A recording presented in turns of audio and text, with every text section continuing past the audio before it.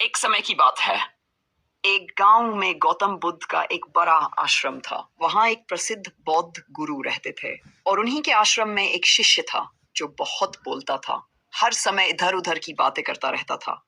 जब भी वह दान लेने जाता, हर घर से नई कहानियां लेकर आता और आश्रम के शिष्यों को सुनाता। वह एक की बुराई करता, दूसरे की चुगली करता और सबसे मजेदार बात, वह दूसरों के सामने हमेशा खुद को सबसे अच्छा साबित करने की कोशिश करता।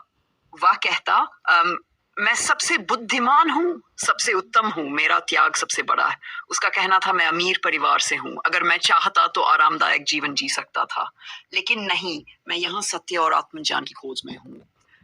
एक दिन गुरु ने सभी शिष्यों को बुलाया।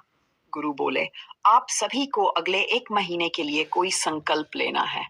संकल्प आपकी आत्मशक्ति को मजबूत करेगा।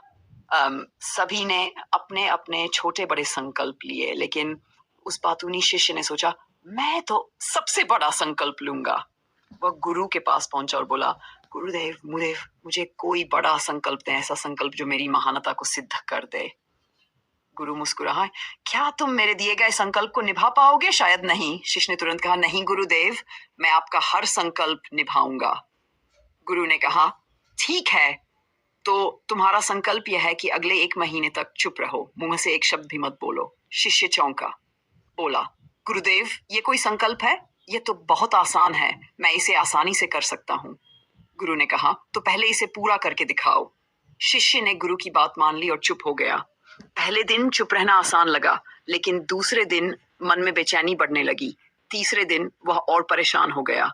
चौथे दिन उसके भीतर जैसे आग लग गई। आश्रम में बाकी शिष्य हंसी मजाक कर रहे थे, बातें कर रहे थे और वह चुपचाप सब देख रहा था। वह उदास हो गया। दिन बीतते गए और वह बीमार पड़ गया। उसने गुरु को लिखकर बताया, गुरुदेव, मुझसे नहीं हो रहा, मेरा दम घुट रहा है, मैं पागल हो जाऊंगा, क्या मैं संकल्प तोड़ दूं?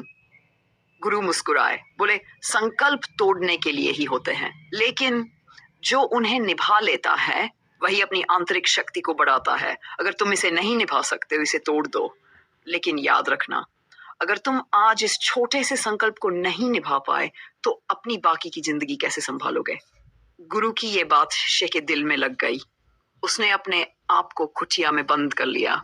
सिर्फ जरूरी काम के लिए बाहर आता, बाकी समय एकदम चुप। 5 दिन बीत गए। आश्रम के ज्यादातर शिष्यों ने अपने संकल्प तोड़ दिए थे, लेकिन वह शिष्य अब भी चुप था। आश्रम में सभी हैरान थे, इतना बोलने वाला आदमी आखिर कैसे चुप हो गया।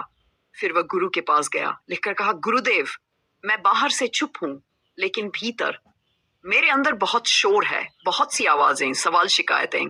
क्या मेरा संकल्प अभी भी जारी है?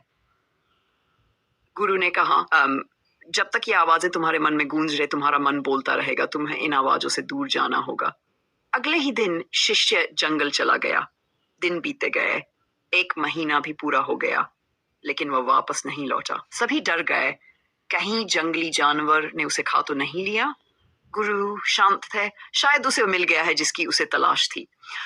महीने बाद वह शिष्य आश्रम लौटा, लेकिन अब वह पहले जैसा नहीं था। उसके चेहरे पर एक अजीब सा ठहराव था, उसकी आंखों में शांति थी। गुरु ने पूछा, अब बताओ तुम्हारा संकल्प कैसा रहा? शिष्य ने कहा, गुरुदेव, जब मैं जंगल गया तो मेरे भीतर की आवाजें और तेज हो गई। पुराने पुराने ख्याल आने लगे, मुझे अपनी गलतियां दिखाई देने लगी। जब मैं चुगली करता था, दूसरों को नीचा दिखाता था, मुझे लगता था मैं सही हूँ, लेकिन जंगल में मुझे एहसास हुआ मैं कितना गलत था। धीरे धीरे मेरे भीतर की सारी आवाजें शांत हो गईं, मैं भीतर से भी मौन हो गया। उस दिन पहली बार मैंने सच्चे मौन का अनुभव किया।